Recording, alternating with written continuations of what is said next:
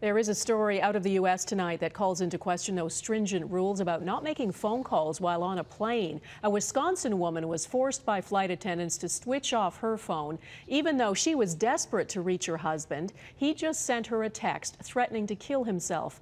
And as Mike Armstrong reports, she never got a chance to speak to him. It was a 2-hour flight Karen Momsen-Evers spent crying, and the tears still haven't stopped.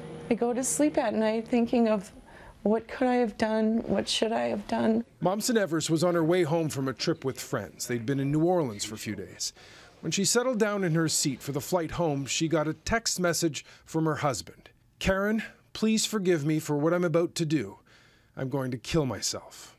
I started shaking the minute I got the text, and I was panicked. I didn't know what to do. Now, Momsen-Evers says her husband, Andy, had been under a great deal of stress of late. She knew the text could be the real thing.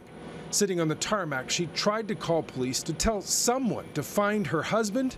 She says she tried to explain to flight attendants how urgent the situation was, but that they wouldn't listen.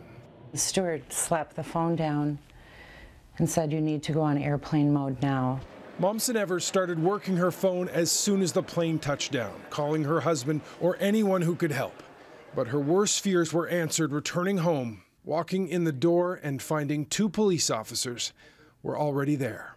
And they got on their knees and put their hats over their heart and gave me the, "I regret to inform you, but your husband has died."